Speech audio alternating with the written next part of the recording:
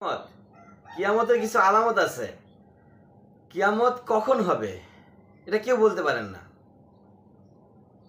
সাহাবীরা নবী মুহাম্মদ সাল্লাল্লাহু আলাইহি ওয়াসাল্লামকে জিজ্ঞেস করেছিল কিয়ামত কখন হবে। তখন আল্লাহর পক্ষ থেকে ওহী আসছেন যে আল্লাহ পাক ভালো জানেন। তবে কিছু আলামত, কিছু লক্ষণ নবী মুহাম্মদ সাল্লাল্লাহু আলাইহি ওয়াসাল্লাম আমাদেরকে জানিয়ে গেছেন যে কি কি ঘটনা ঘটবে কিয়ামতের পূর্বে। কিয়ামত নিকটে আসার প্রথম যে আলামত সেটা হচ্ছে নবী মুহাম্মদ সাল্লাল্লাহু আলাইহি ওয়াসাল্লামের জন্ম।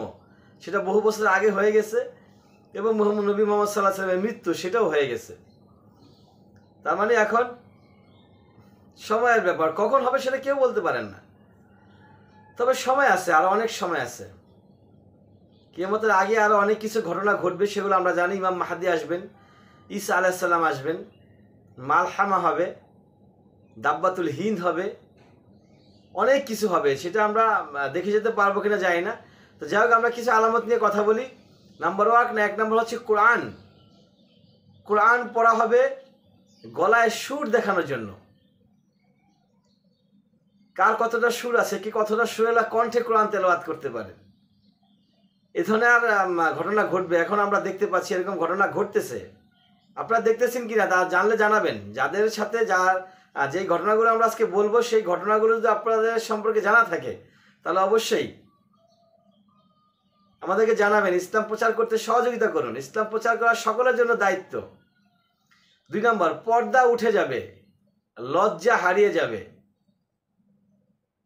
আপনাদের এলাকায় পর্দা উঠেছে কিনা, আপনি কোন জায়গা থেকে দেখতেছেন, আপনার এলাকায় পর্দার কি অবস্থা আছে, কোন পজিশনে আছে, একটু জানাবেন ইনশাআল্লাহ তাআলা। জিনা হবে, জিনা হবে সাধারণ কাজ, মানে ব্যভিচার, যৌন কাজ, এগুলা সাধারণ কাজ হবে। এগুলাকে মানুষ মানে বিপদের কাজ, ভয়ের কাজ, এগুলা মনে করবে না। 4 নম্বর, কিয়ামতের কথা শুনে মানুষ হাসবে। কিয়ামতের যে ভিতরে যে পানিশমেন্টগুলো হবে, সাজাগুলো হবে, সেগুলা মানুষ কিছু মনেই করবে না। সেগুলো শুনলে যে মনের ভিতরে কষ্ট লাগার কথা, আঘাত লাগার কথা, ভয় আসার কথা, সেই ভয় আসবে না। উল্টো তারা হাসবে, এরকম হবে, এই হবে, সেই হবে। 5 নাম্বার,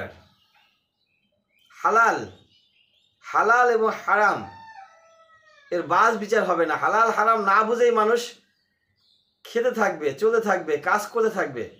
কোন কাজটা হারাম আর কোন কাজটা হালাল, কোনটা করা উচিত আর কোনটা করা উচিত না, সেটা বিবেচনায় আনবে না। বিবেচনা না আনে অহরহ সেই কাজগুলো করে যাবে।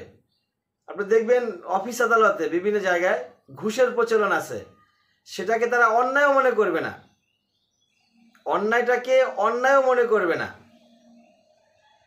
তারপর হচ্ছে দুনিয়া হবে একমাত্র লক্ষ্য। আপনাকে যে মরতে হবে না, সে মরার পরে যে কিছু আছে, সেখানের জন্য যে কিছু কামাই করতে হবে, সেখানের জন্য কিছু নিয়ে যেতে হবে, সেই চিন্তা ভাবনা কমে যাবে। কমে গিয়ে দুনিয়া কামায়ের লক্ষ্য থাকবে। কিভাবে ডক্টর হওয়া যায়, ইঞ্জিনিয়ার হওয়া যায়, পাইলট হওয়া যায়, বিজনেস ম্যাগনেট হওয়া যায়, এগুলো হওয়াতে কোনো দোষ নাই, এগুলো হইতে হবে। ডক্টর না হলে যে চিকিৎসা করবে কে? ইঞ্জিনিয়ার না হলে রাস্তাঘাট, বিল্ডিং, বাড়ি গাড়ি, মিল, ফ্যাক্টরি, কারখানা কে তৈরি করবে? অবশ্যই প্রয়োজন আছে, অবশ্যই দরকার আছে। কিন্তু এর পাশাপাশি ঈমান থাকতে হবে, আমল থাকতে হবে। জ্ঞানীরা পালিয়ে বেড়াবে। যাদের জ্ঞান নাই, মূর্খ, তারা সামনে থাকবে, তারা নেতৃত্ব দিবেন। অযোগ্যরা যোগ্যদের চেয়ারে বসবে। যাদের যোগ্যতা নাই তারা দামি চেয়ারে বসবে। যারা ওই চেয়ারে বসার যোগ্য, তারা ওখান থেকে সরে আসবে। এসব আলামত যদি আপনার আশেপাশে ঘটে থাকে তাহলে অবশ্যই জানান। ইসলাম প্রচার করতে সহযোগিতা করেন। নবী মুহাম্মদ সাল্লাল্লাহু আলাইহি ওয়াসাল্লাম যে কথাটা বলে গেছেন, এই কথাগুলো সত্য হচ্ছে কিনা সেটা প্রচার করা আমাদের দায়িত্ব।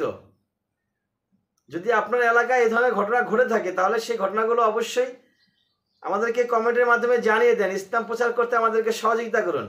ইসলাম প্রচারে আপনিও অংশগ্রহণ করুন এবং 5 ওয়াক্ত নামাজ আদায় করুন ইনশাআল্লাহ তাআলা। ওয়া আখির দাওয়ানা আলহামদুলিল্লাহি রাব্বিল আলামিন।